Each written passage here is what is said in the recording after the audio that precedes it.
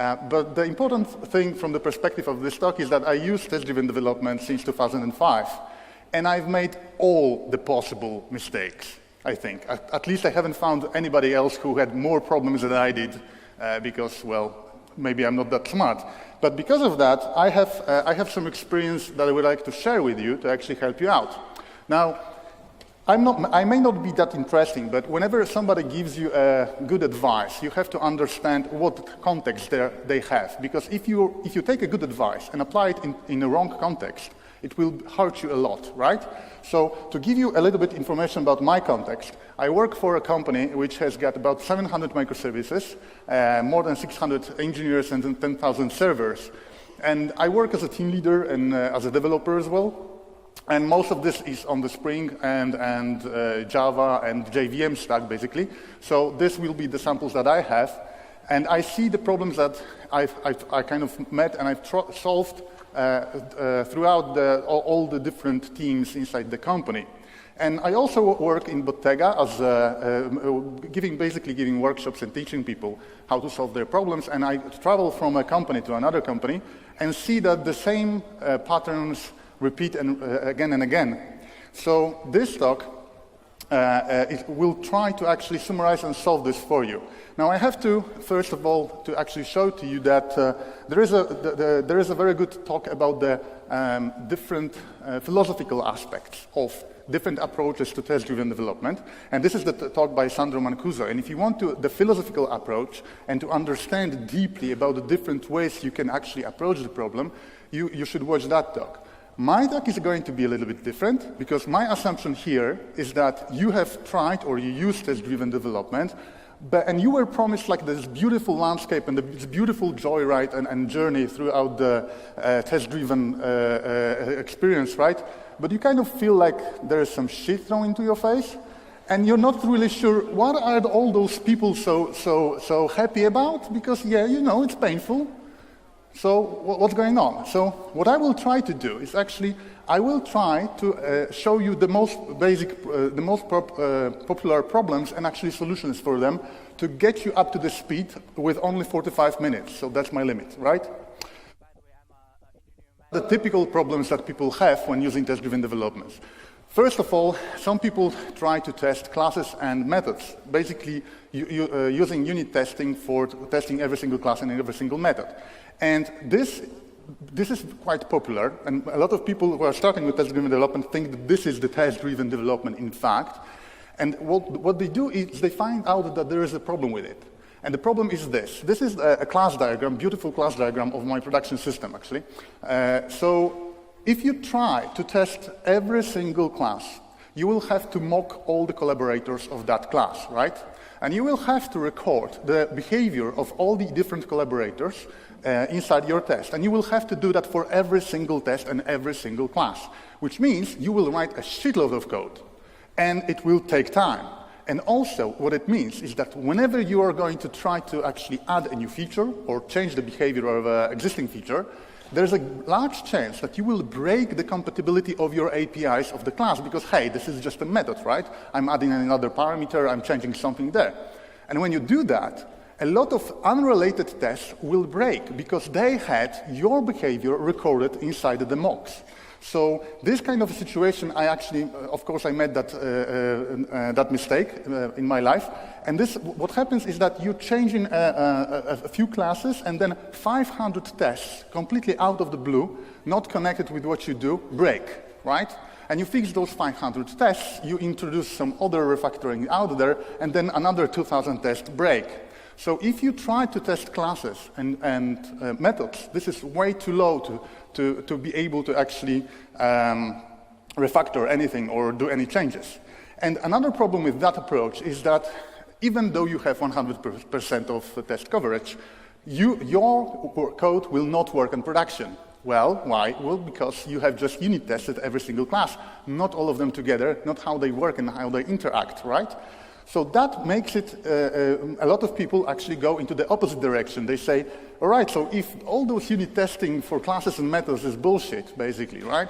Should we rather just trust the integration tests? Because, well, if this works in an integration test, there is a high probability that it will work in production.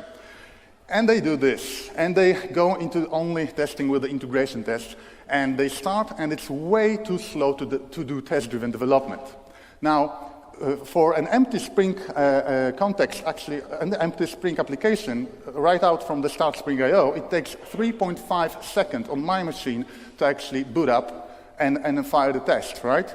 Now, for a microservice with a lot of dependencies, with embedded Mongo and so on, it takes 22 seconds to start. And I would not be able to do test-driven development if I had to wait more than a second, okay? If I had to wait more than a second, it's not possible for me. Why? Because it breaks my flow. Basically, if something is longer than a second, it breaks your flow of thought. Now, and people who do this actually end up in this area where you have the whole application suite tested in 45 minutes, and it's such a horrible experience that people do not fire those tests anymore and actually wait for the Jenkins or whatever continuous integration server they have to do it. So is there any kind of a solution to that? Because too low is too bad, too high is too slow. Of course there is. There is actually this whole thing called modules. And you can test, you can like find a middle ground there where you can test every single module of your system using all the unit tests that you can have, and then test the integration on the integration path, just enough testing, right? So why modules make sense and testing module makes sense? Because the architecture of your system does not change so often. If you add a new feature, there's not a large chance that you will actually change the architecture. If you are lucky, the APIs of your modules will change once a month probably, and if you are very lucky, then maybe once in a half a year you will be able to change the whole architecture. And it's okay if once in half a year my tests break and I have to change the mocks and refactor them basically, right? So what's a module? A module encapsulates its data and does not allow to access its data outside from the public API. A module has clearly defined collaborators and APIs, which makes it very simple to actually test. A module has got all the layers, so this is a vertical slicing, and it's very much like a microservice. In fact, when I work with my team, we tend to actually sometimes start with another module inside the microservice, and then when the module grows, we take it out and actually put it into a new microservice of its own. It's much faster this way. And not all modules grow that big, right? And modules are usually connected with the bounded context, which means that they have definitions of terms on their own. So what I will show you today is how to test your modules as black boxes using only unit testing there, as many as you want, because these things run in milliseconds. And then, if you want to have and you need to have the integration tests, then you should test only the crucial parts, the parts that bring the money. Why? Well, because if something breaks on production, but it doesn't influence any money of your company, and your client basically, well, let's say that we broke a thank you message on Allegro, for example, after you bought something. People don't care about that message. People do not care about that screen at all, right? If it breaks, so what? I don't want to be woken up in the middle of the night just to fix it, right? I can come back later during the day and just work on it. So instead of that, I would rather use monitoring, right? But the crucial parts where you have the money, you cannot break that because otherwise you will be out of the business. So this is also very natural. And I will show you how it works, and a very important trick with actually modules, based on a very simple example of actually an application when you're just browsing movies and renting movies like in the 90s, right? So let's take the first module. And when you start actually implementing something, after you have, of course, the architecture diagram, and because you have to think about architecture anyway, you start to do it, right? So you have to talk with something, with some class. Basically, you have to talk with a module. So I will call this entrance point as a facade. So for a film module, for example, I will have a film facade. And I cannot create the film facade by just calling a constructor. Why? Because a module is a bunch of classes. It may actually be quite big. It could be 50 classes altogether. So if something is big and it's not that easy to configure, then you shouldn't put it into the constructor, right? So if there is a lot of logic on this, I will create another class, which is here, a film configuration, that will give me a fully configured module for my tests, right? And I'm doing a unit testing here. So I'm writing some DTOs, for example, And then I write the tests themselves. And during the testing, of course, I discover a lot of things, because that's how test-driven development works. You discover that, for example, to be able to show something in this module, you have to be able to add a movie to the catalog. Otherwise, you cannot take it out, right? So I write that. I discover more. I write more tests. Now I want to, for example, list all the movies. So I see that actually taking out the whole database is a stupid idea. So maybe I'll need paging and so on and so on. And I add all the corner cases for everything else. And I end up with a lot of classes, actually not so many, but a bunch of classes to perform that for me. And in those classes, I have a film, which is a domain object, some kind of a creator, film type, film configuration, film facade, which you have already seen. This is the entry point I'm talking with. And to be able to actually put a movie inside my module and then take it out later on, I need some kind of a database, right? But I cannot go into the I/O. I cannot touch the I/O. The reason why I cannot touch the I/O, because it's several times slower than working in memory. And if you touch the I/O, basically you have the integration test out there because you're integrating with the I/O, and it's slow. So what I can do is I can implement the whole I/O part in memory. Like, for example, writing an in-memory film repository, right? But how hard is it actually to implement a database in memory? Well, it turns out that all you need is a hash map. That's pretty much it. And okay, this is a full implementation of a database. It may not be the best database out there. It will definitely break if you put more data than you have memory, for example, and it's got all kinds of issues. But for testing purposes, it's perfect. It's even perfect if I want to run it on my machine and just show it during the demo, or just play with the application on my laptop, right? So I do that. And then the most important part, I have the film configuration with the method film facade that will give me the whole module configured, and I have all the code, the domain code, the logic out there to actually test my idea whether this whole module makes sense.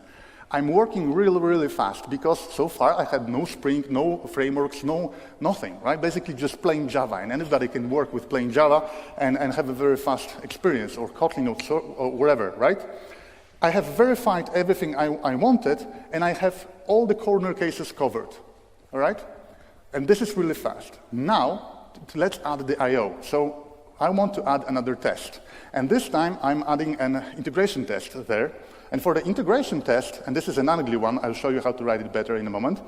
What I do is I actually do not test every single feature of the application. I will actually go into the finding two movies, and I need to enter 2 movies into the module, for example, and then finding one of them inside the same test. Now, this is usually thought as an anti-pattern because you have several things tested in a single test. But I do this here because I have already every single method, every single interaction point with the module tested in the unit tests. And here, I can focus on the flow. This will verify the integration part of the application, the part that brings the money. But what I do here is by having just one test, for example, here, I'm saving the time I would otherwise have to make an insert into the database, for example, right? I need the data only once, and then I can verify different steps on it. So I'm cheating a little bit just to gain speed. And after the integration steps, of course, I add the I/O, which in Spring is very, very simple. I add the controller, I add the interface for a repository, which will be implemented by the Spring data, for example, and that's pretty much it. But now my configuration looks a little bit different, and here is the trick. Now I have a configuration. I've added the configuration annotation from Spring, and I have the film facade here, and this is the method that is going to be called in the integration test, right? And also during the production. And this part is building the whole module. However, it needs the I/O. It needs the implementation of the classes that actually talk with the I/O. And I have another method which creates the whole module again. However, this time I have no parameters whatsoever. And this allows me to create the module with the in-memory version of the I/O classes. And the important thing is this method should always call the other one, right? Why? Because if you're building the same module in unit tests and integration tests in different ways, then you will actually have 2 different modules. There is no, you may not be sure that it will actually work in production. Now here, the only thing I need to replace is the I/O because, well, it's too slow for me to use, right? So that's what I do here. And the clue here is not to let the I/O out during the unit testing part. Why is it important? Well, let's say that we were to use this method actually in the unit testing, giving the film repository. We could write it by just giving it a mock, for example, from Spock, or we could even create the in-memory film repository and just pass it through to the test and pass it to the film facade, right? Here. But the problem is, and I found it in how it works in practice with people, if the developer has access to the internal state of the module by just having the reference to the object that keeps the state, right? What the developer would do is actually verify the state of the behavior of the module. So actually, we will not see tests that talks with the module to put a film in and then see if we can find those films, but instead we will see that the developer tries to insert this directly into the repository and verify after inserting whether this thing is directly in the repository. And this breaks the encapsulation. If you do this, then you no longer have modules as black boxes, but you're looking into the implementation part. And if you do this, then whenever implementation changes, your test will break. So don't do that. Put the I/O out and don't let the developer actually use it. So if we are doing this and I'm replacing every single I/O part as my own in-memory implementation, because it's so easy, right? So are mocks good for anything, or stubs? And actually they are. They are good when my module needs to talk with another module, for example. Because then I can test every single module independently using mocks, and this will allow me to actually take them out into different microservices, shuffle them around, or replace them with some off-the-shelf product, for example. So if I have an article, and if I have an article module that talks with two other modules, then I can give it mocks. And this will allow me to have the behavioral verification, which is I'm just testing the behavior of the module, but each module alone, right? And this is basically behavior-driven development. It's not going through the UI, it's actually testing the behavior of your systems. And in this case, the modules are the systems. And if you want to go even further with events, and you had plenty of talks yesterday and today actually on events, you should do that, because then the only thing that will pass to the module will be some kind of an event publisher or event bus, and that's pretty much it. So that's the first trick, to have all the tests on the unit testing level for module. Now, the second trick I want to talk about is the problem of too much information. Whether you have too much information, it doesn't help actually, and it's the same situation as if you have not enough information. Let's have a look at a test that creates a problem. This is a real test from a real production system, okay?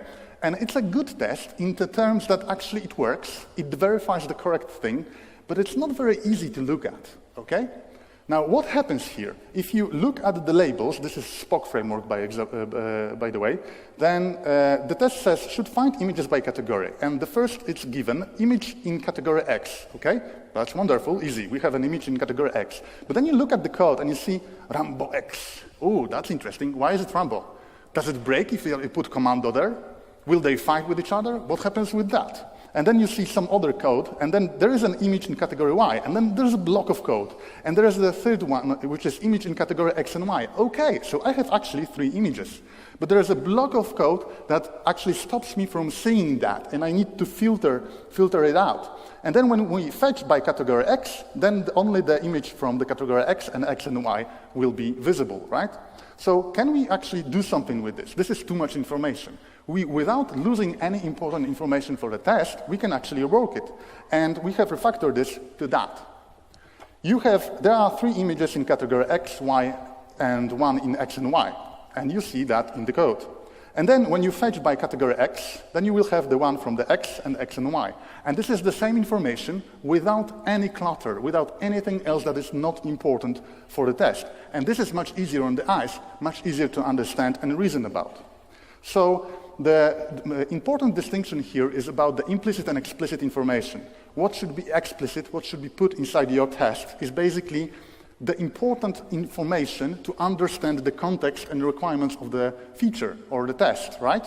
And implicit information is hide everything else. If it's not important, whether it's Rambo or Commando, hide it out, right? And for every single line of your test, you should ask yourself whether this is crucial for understanding the requirement or not.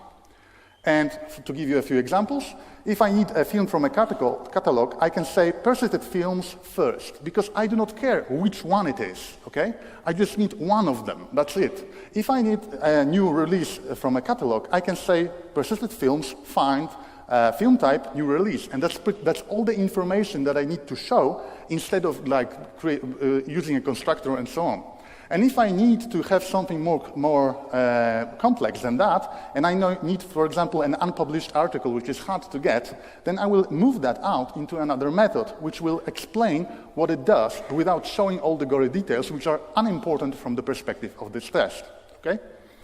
Now, to be able to do this, for every single module, we found out that we need to prepare testing data, or basically the inputs and sometimes even the outputs, because the outputs quite often are inputs for another module, right? So for every single module, we create classes which we usually call sample something, right? To be able to do very fast testing. How does it look like? And to be able to modify them as we need. So for example, if I need a new article in my system, I will call a static method sample new article. This will provide me an article with all the good information out there. But if I need an article which has got an illegal title, basically an empty title, what I would do is I would call the method sample new article, giving it the title of null, so that I have, without giving any other information, because everything else is correct there. And if I need the same thing with all the other properties of this object or other objects underneath, I give it and I create an API with sample data that I can reuse to just point out in the test what is the important part. So how does it work underneath? Well, underneath I have an ugly method that takes the map of string of object. Then it overrides, actually it adds this to the map, which means overriding everything I have defined here, with the map of all the good data. And then I use the builder to basically do it in the type-safe way and create it the object itself, right? So I use a map out there because it's a very good thing, especially if you're using Groovy, because it allows me to test both my objects, and I can also serialize this into JSON, for example, and use it to verify, to use the same data in unit tests, in integration tests, and also for verification of the outcome if I want to. So after creating all the sample data, it's very easy now to create new test cases for the unit tests. However, there is one more thing. If you're writing integration tests, like talking with the HTTP and so on, you have another problem, which is every time you want to test something, you want to write another interaction with the system, you have to think about which protocol it was, what's the URL, basically, what are the parameters. I want to call something for the system to do something for me, but I don't really remember what should I call. And what happens is usually people go into the controller, for example, or search through the classes and see what are the strings out there. So instead of that, I have another proposal for you, and it works great for us, which is encapsulate every single common interaction in the integration tests inside, for example, a trait. It could be a static method as well, but I'm using traits which in Groovy are just like interfaces with the state. And I'm actually grouping those traits by the name of the endpoint. So I have operating on article endpoint, operating on article actions endpoint, and so on, so that when I open a test, integration test, I know exactly what it talks with, okay? Makes it very simple to reason about. Now, then, when I want to post a new article, I don't have to think about what URL I'm posting to. I just call a method which has a domain meaningful name, like post new article, to actually create the article, giving the minimum information that I need. If I want to update the existing article, I do this. If I want to preview an article, I do exactly the same thing. So I'm hiding all the gory details. Now, underneath that, I have my trait, which will have all the methods, which will actually hide underneath whether I have what is the URL, what are the protocols, what is the content type, and so on and so on. Underneath, I will have another trait which will even allow me to actually hide whether this is an async or not, or synchronous call, and allow me to actually get the information out, and so on and so on. And the important thing is this. When you're writing a system, and you're writing some API for the system, like external API, like HTTP, for example, you need to make important decisions about what is the protocol, what is the URL, what is the schema, and so on, what is the payload, everything, right? But you need to make it only once. And you should make it only once, and not make the developer, which is yourself next day, think about it again, because you don't remember it anymore. And if you hide it underneath integration, those traits in methods, what will happen is that it will allow you to easily write more tests or explore the situation. And here is, for example, an exploring test, which will call which goes through the whole life cycle of an article in an integration test, just to see what happens if the user clicks so and so. And you will see here that there is a post new bio, here we will have post new article, update existing article. And if you see how easy it is to actually do after you have those hidden away, then you will be able to write as many different scenarios to see what happens on production when you have a bug report, for example, as many as you want. And this will be very, very simple, okay? Okay, so now we have the testing data. We are testing only modules. We have the gory details of the integration part hidden away, so we don't have to think about it again. Once is enough. But there is actually one more technique that I would like to show you, which is very powerful. And this technique comes from the realization that what is the best way to actually explain to somebody a new requirement?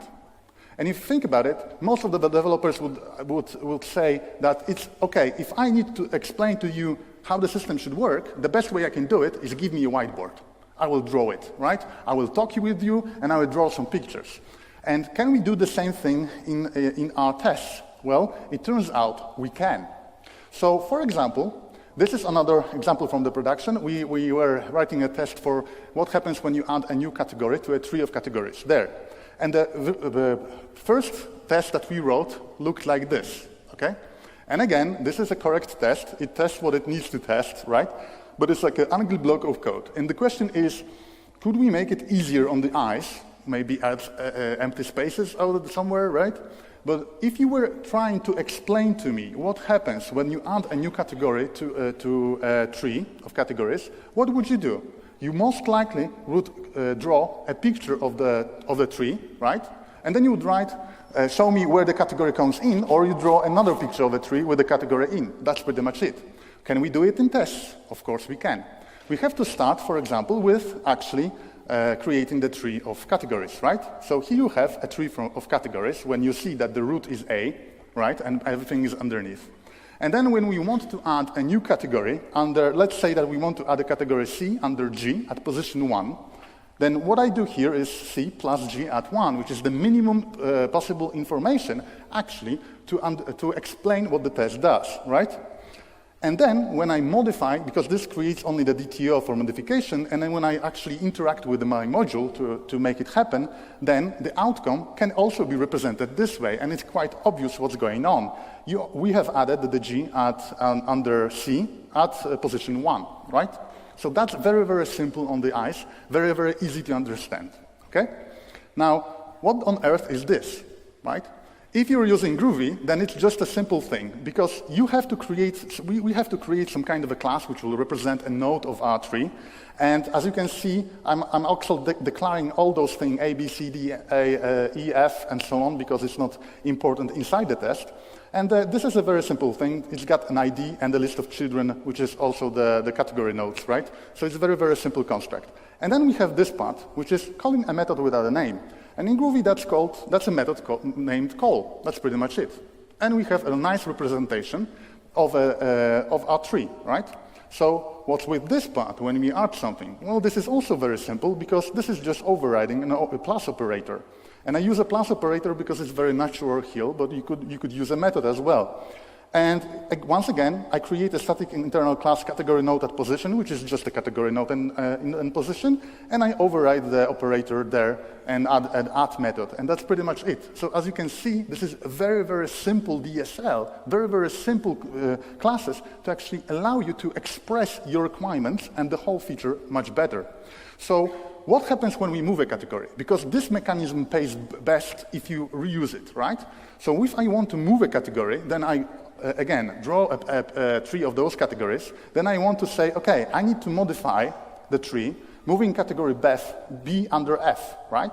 And of course, I get the category B under F after a while, right?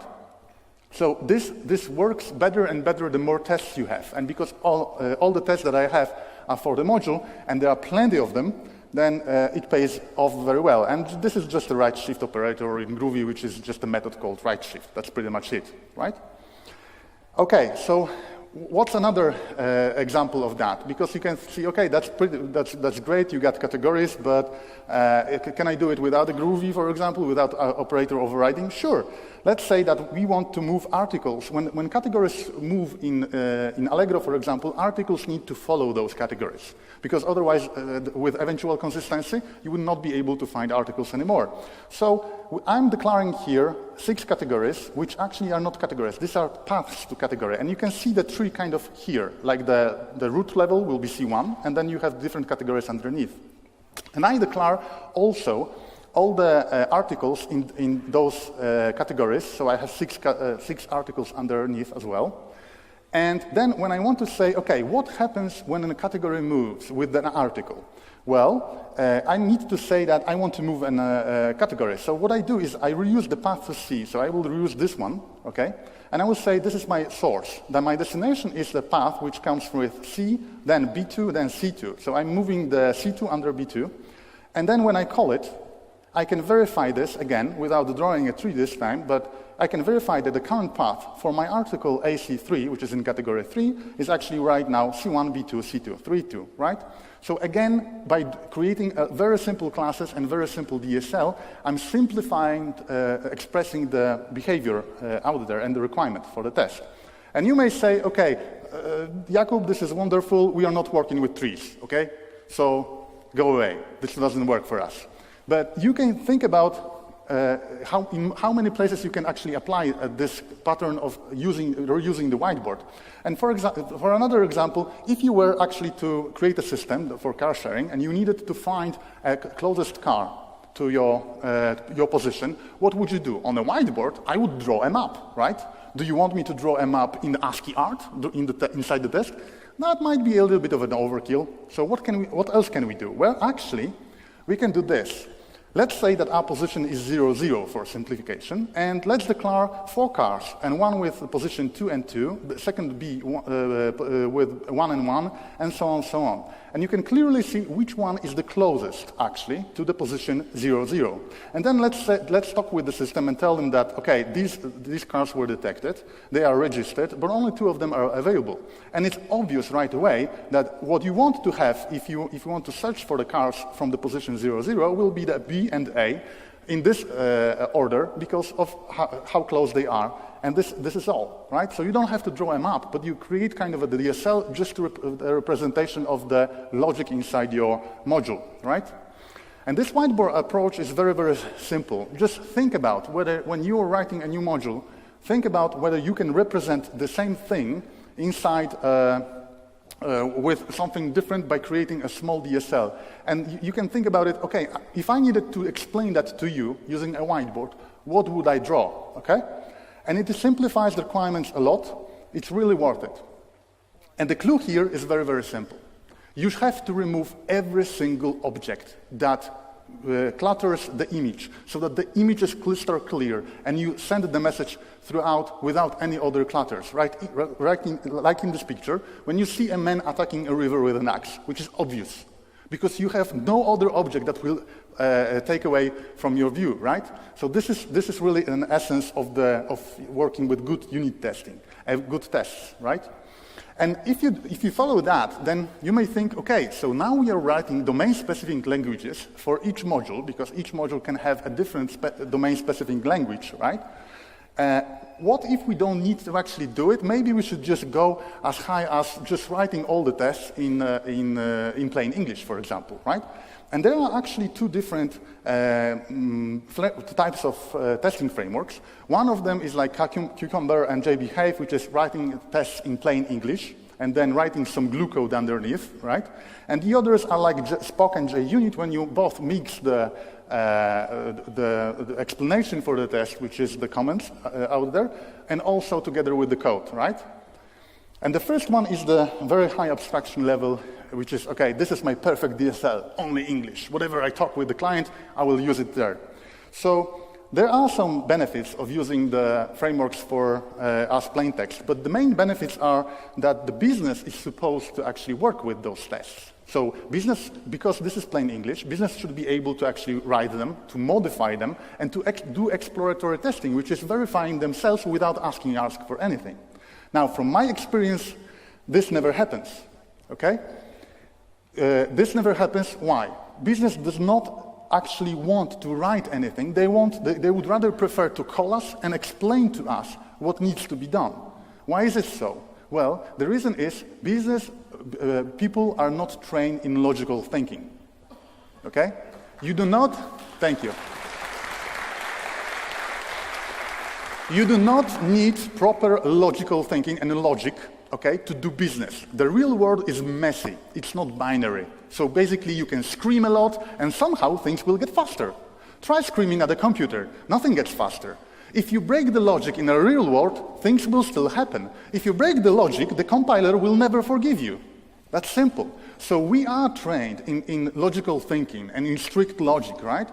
Business people are not. They would get get confused and angry very, very fast if they had to work with those files, even though it looks like plain English, just because there is a compiler underneath. So they prefer us as an interface to actually explain to us what they want, and then we can actually implement that in the code. And this works best. So all the advantages of using the tests in plain English, I have never seen them in real life, never seen them used this way in real life, because business doesn't want to use them. And there is also the disadvantage of actually writing all the glue code. It's a little bit harder. So with specs together with the code, it's much faster from my perspective to write and maintain them, because you can see all those things together.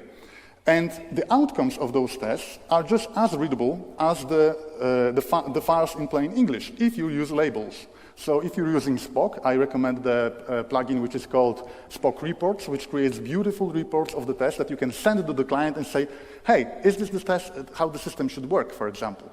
Why not? Business cannot modify them, but that's okay. We don't want the business to mess with the code at all, right? Business doesn't want to do that as well. So if you think about it, which one is better? The question here is actually about the level of abstraction. You want to have, by writing a DSL for a module, you want to have a level of abstraction that will be high enough to focus and help you focus on the important information, so that you will see everything that is important and nothing beneath. Because if it's low enough at the same time, actually to help you work with it, because you have to write the code, right? So if it was plain English and you have some other interpreter underneath, then there will be a compiler underneath that, then you have two levels of abstraction before you actually touch the code. And with those frameworks, it's much easier to actually do this, right? So now we know that we can actually write all the unit testing and have the modules, have the sample data, have the interactions, and how to write proper tests that look very, very nice. But still, sometimes your modules and your systems will get slow because of how many interactions with the I/O you have. So, for example, I have a module that needs to talk with Mongo, Elastic, S3, AdWords, and Kafka. That's a lot of I/O, right? So I can test all of that, but even my integration tests, even if I do the happy paths only, right, and the paths that only bring you money, I will not test all the corner cases in the integration tests, because I have them covered in the unit testing, then I still have a problem of this running way too slow, okay? And the question is, what can we do about it? Well, there is actually a very simple trick that I can show you. You can, first of all, you have to think about which of those I/Os change together with your domain code the most, right? And for example, do my AdWords client change a lot when I when I do refactoring in my code? Not really. This is pretty much set, right? does the events that I send to Kafka change when I work with my domain code? Not so much, because actually these are the events that are consumed from all the different parts of my company, which means any system can touch them, and actually I use Avro as well, so I will need to publish a new version of the schema, so I try not to change that too often, because other system would have to actually implement something to be able to consume the new version, or just ignore the new version anyway, right? So these two do not change so much. Same with S3, and even Elastic actually does not care that much about my objects. You can throw everything at it, and it will just index it. And the only problem with it is whether you want to search with the same weights as you got on the very beginning. The thing that changes a lot when I change the code in my module is actually MongoDB, right? Because I need to migrate the data. I need to think about what happens underneath with the I/O. So what means then is that I can have all the integration tests with the MongoDB, because this changes a lot and I need to fire it often, but I can then do something else. I can treat all the other actually endpoints and all the other mechanisms as libraries. So I have an API for AdWords, or I have an API for Elasticsearch. I can move my whole API, the whole code that actually talks with this and does the integration, into another jar. And if I have in another jar, and I have it completely tested out there with only integration tests, because why would you need any unit test for integration with Elasticsearch? Does it even make sense to have unit test for testing Elasticsearch? You want to test this, whether this thing works or not. So I move all the integration tests out there and do only integration testing inside the jar. And then I can use this jar in my project as a library. Whenever you take a library from the internet, you're not testing the library, or maybe you are testing the library just to find out how it works, or if it works at all, especially if it's a Node.js library. But then, after that, you don't have to think about it, because you assume that there are tests and all the corner cases are covered, right? So you can do the same with your own code, removing everything into different jars, and then what you do is I have an in-memory version of my Elastic, right? Because it's very simple basically Elastic does the same job as any database. So again, you need a hash map and you're pretty much set. And so on for every single library. And the clue here is to remove it and move it outside of your everyday build. Because you don't want to pay the price for every single time you build or test the application for having an Elastic somewhere on the class path. That's pretty much it. So that's a very, very, very simple thing that you can use to help you remove those slow tests. And then one person in Wrocław actually asked me about, that's all great and cool, but our tests still run very slow. And I will show you how slow tests run, actually, for me. So here you have our production microservice, one of the microservices. Here you can see there are about 2 modules in this microservice. I have my microservice tested. I have 478 tests running in under 5 seconds, right? Which is about the average I usually get, okay? But if I want to have integration tests, even without the Elasticsearch and everything else, for example, I will have a situation like this. These are my 133 tests running in 50 seconds, okay? So now you see that I'm okay with waiting 1 second for a single test when I work with it, and I'm okay for waiting about up to 10 seconds for all the suite of all the tests, okay? But if I have to wait 50 seconds every time I fire those tests, that's not good enough for me. So what I do is I will use the integration test, testing only the crucial parts that bring me money after I have all the unit tests done. So I fire this guy only once in a while, right? And this allows me to actually go fast with test-driven development. Okay. So the guy in Wrocław actually asked me, okay, so that's all beautiful, but you know what? We are using test-driven development, writing a lot of unit tests, and even those unit tests are slow, even though we do not touch the I/O. And I said, wow, how is it possible? How many tests do you have? And he said, well, 10,000. And I was like, you have built a system that has got 10,000 tests? You shouldn't have done that. You should have done several systems that have much less tests than that, because what is the chance that you actually have to work with all the code base at once? 0. okay? You cannot put it into your head. This is why microservices were invented or rediscovered, to be honest, right? Because you cannot use all that code at once anyway, so why put it all together? That's pretty much it. And your goal is to keep it under 30 seconds. Actually, the unit testing, I would say, under 10 seconds, because it turns out, and there is the research from 1993 from Jakub Nielsen about the importance of time. And after 1 second, everything that takes longer than a second breaks your flow of thought, right? So if you are a programmer and you have flow, waiting more than 1 second breaks your flow. If you wait more than 10 seconds, it loses your interest. So what it means is that you're on the Facebook now, or you're on a Twitter, or maybe you went for a coffee or something else, right? So if you have to wait more than 10 seconds for the whole suit, that's a problem. And if you have to wait more than 30 seconds for the whole suite of unit tests run there, you will most likely not fire that suit anyway, because, well, 30 seconds is a lot of time. I can have like 3 Facebooks open. And with integration tests, it's also pretty bad, because if you, the research, there was a gentleman from Sabre, I think, in 2010, showing us the research that they did there, that if you have tests, integration tests running for more than 3 minutes on the machine of the developers tend not to fire those tests anymore, and just throw it to the Jenkins and say, yeah, the continuous integration will actually fire this and tell us what happens. And you have integration tests that take 45 minutes, then actually I would never fire them on my laptop, because what else would I do during that time, right? 45 minutes. We can have a meeting, which is a waste of time. Okay.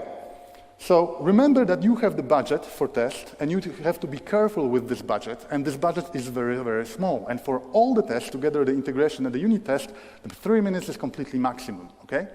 And aim for that. So to summarize the things I've shown you, focus on testing modules instead of classes, which is too low, or doing only integration tests on the whole system, which is too high, and too slow, basically. Test the behavior, test the black box, and not the implementation. So don't let the implementation go out, and do not touch the repository out there in your tests. Prepare sample data for the module, for every single module, and reuse it as often as possible.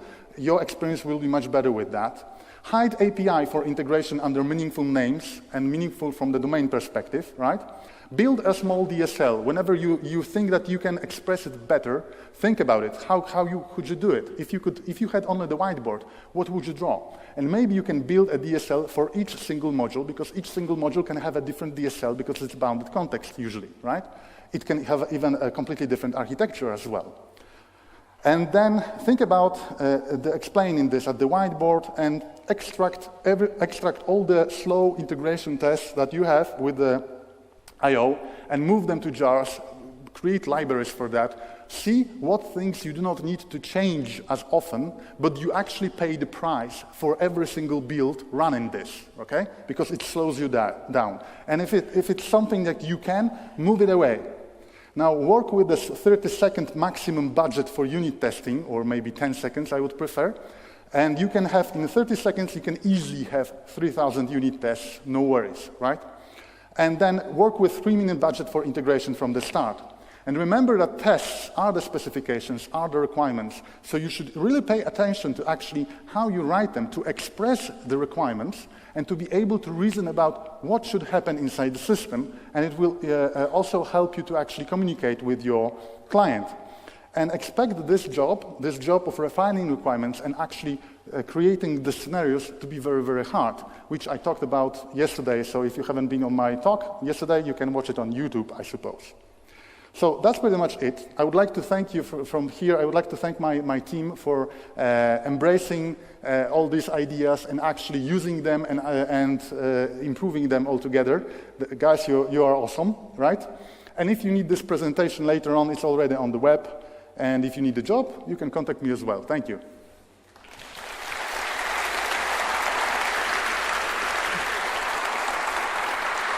Questions? Do we have any questions? There is the question.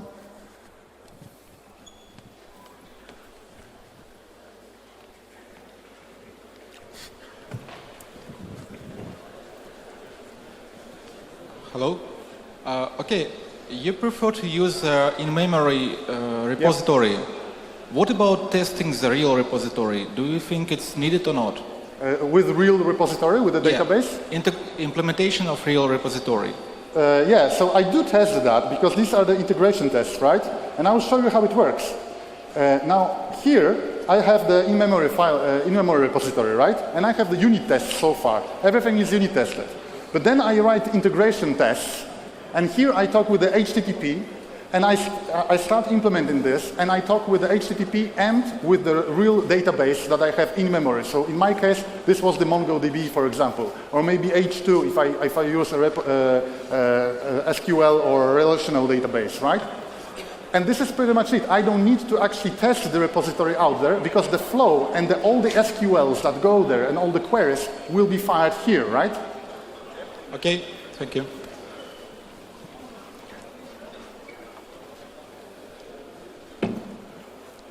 So what about getting to the point that your DSL is so complex that you actually would need to test the DSL? Or maybe in a less clean approach than that, I've seen tests that have this plumbing method that goes for like 300 lines, and you can read the test, but do you really believe, what's happening in that plumbing method? Okay, I'm not getting the clue here. You're saying that what is the problem with something very large, like a long running transaction, or with a very... No, I mean, once you develop the DSL, it gets more and more complex. So what if bugs start appearing in your DSL instead of, That's a very good question. What if we created a DSL and it's so hard that how do you test your tests, basically, right? The answer is you don't. And the reason why you don't is because the chance for actually, let's show a DSL for that, right? The chance for you to screw it up twice inside the unit test, or basically the DSL, right? And again, in the production code is very, very low. So you can just not worry about it. And also, another reason for that is you still need monitoring, right? Okay, so test-driven development is no way to actually, just throw away your monitoring. You still need monitoring in production. But how often do I have a problem where I've made a mistake on the test, and I also made the same mistake in production code? Maybe that happens once in a month, once in 2 months. I don't remember exactly because I don't remember such cases because they are so rare. So I wouldn't worry about that. Unless, actually, your DSL is growing very, very large. But if your DSL is growing very, very large, the question is, maybe your modules are too big? Okay, question about those in-memory implementations of I/O-related stuff. Yep. So, what if you want to use some more sophisticated features of your backing database, so they are not easily, or let's say, it's not feasible to implement them just by trivial hash map? So this is a very interesting thing because actually this is what I expected. I expected it to not be so simple to implement, for example, in-memory version of a database because I have all those queries which are very, very strange, right? It turned out to not be true and not be a problem at all. And the reason why it turned out not to be a problem is because if you're still in memory, only in memory and CPU. So if you need to find something, if you need to create a hard query, for example, or create a graph, you are using PostgreSQL and you need a graph part, or you need a JSON, you're just storing JSONs there, or doing anything fancy, for example, or just maybe going with pointers and just streaming the data right in. All those things are very, very simple in plain Java if you do not care about the size. And in tests, you should not have a lot of data. Why you should not have a lot of data? Because every single object that you create will actually cost you something. So you need only the data that you should have to actually verify your assumptions. That's pretty much it. So it turned out that whenever we need something fancy, and maybe I don't have an example of a fancy here, then all we need to do is stream, filter, map, and so on, and it's done, right? And if you have 10 elements in the in-memory database, that's all you need. So I haven't had an experience of actually requiring kind of a specific behavior that I couldn't model in plain Java. It's always the other way around, when in plain Java it's very, very simple, but if you want to have that on a big data set, you need a real database, that's it. So one comment to that, from my experience, what comes handy in such situations are contract tests, where you have the same test suite for multiple implementations, so you can test your fake implementation and your real implementation with the same suite of tests. So they share the specs, but for instance, in JUnit it's possible to have an abstract test class which specifies test cases, and then implementations do all the setup required. So one implementation can be run with Spring Runner and the other in memory. Yeah, so I haven't shown you this here, but actually I use the same approach, because what I have is, when I write the module and I have everything unit tested, right? I write those acceptance specifications or tests as well there. And then I copy and paste them to the integration test. And I just write the integration code just to interact with the system, but it's basically the same test. We found out that it's better for us. At the very beginning we thought like, okay, if we have the acceptance specifications in the integration test, maybe we don't need them in the unit testing part, and we just need to test the corner cases. But that's not true, because I want to fire the unit test, and the unit test comes first. This is the first thing I produce. So we turned into the situation the other way around. So all my tests are actually tested, as you said, the in-memory version and the real database. At some point, these two tests, there are two separate tests for me, but they test exactly the same behavior. How do you keep them in sync? How do I keep them in sync? I don't. And I don't keep them in sync because they never break separately. Because if it breaks in the unit testing code, or basically in the pure Java domain, then it will break in the integration test as well. And if something breaks only in the integration test, then you know exactly that this is the integration problem, because, for example, your query is wrong, or your integration part with the I/O is wrong, right? And this is what you actually want to have. More questions? More questions?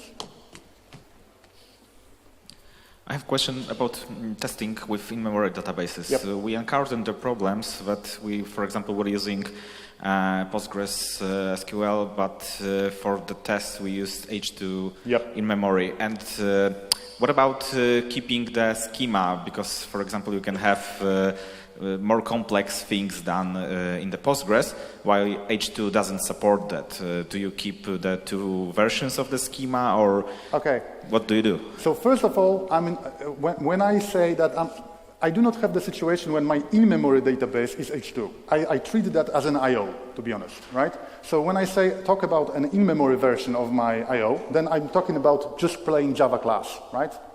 No, it takes time for the H2 to actually get up. Okay, and this is way too slow for me. But testing H2 versus, for example, PostgreSQL, right? Now, I don't have that situation right now. I'm using Mongo, but before I had that situation. And sometimes, if you're very fancy with your database and using PostgreSQL is beautiful and has got so many features, then actually what you should do, stop testing with H2. Okay? There are many approaches for actually testing, and one of them is to have your database start up in memory. And it's beautiful because you control the whole thing, so it goes together with the code, so that whenever you're testing this with the code and you want to, for example, see how another branch works, you just move to that branch and you have a proper schema for that branch. But this is not the only way. The other way is actually to have a single database inside the company, all right, for your project. This is a testing database, which is usually immutable. You do not modify the data there, and it's very simple because you just do rollbacks after each transaction, right, begins. And you test against this. Why would I write an integration test against the H2 if the integration that I really want to verify is the PostgreSQL, right? The only reason why I would use H2 is because I trust H2 to be exactly the same with simple cases as the PostgreSQL, which is the case for me. But if I had something more advanced, I will throw H2 away. Why would I need that? Because I'm going to use advanced features from the PostgreSQL. And if working with the PostgreSQL actually is a problem for you inside the integration test, because the PostgreSQL is somewhere out there and it may have a different schema, although Flyway and Liquidbase will help you a lot with that. But you cannot change the schema just for one test. And for example, two people are working with a database, so if one of them changes the schema, it also changes for the other guy. Then you may think whether you want this single feature of your PostgreSQL that you're using, let's say the object store or whatever else, and treat it as a library and hide it underneath, and in your integration tests, use only the in-memory version that works on the H2, but just streams the data, for example, and just filters and maps everything. But have the external jar for the PostgreSQL, where you will have all the integration tests against the PostgreSQL, and then you can even slow things down and use a Docker, fire up the real PostgreSQL, fit it with data, and just have a very, very slow test. But you will not touch that on every single build, so it doesn't matter that much. Okay, if that could be the last question then, because we have to clear out the... but if you guys want to talk to Jakub, you can just come up to him. Thank you.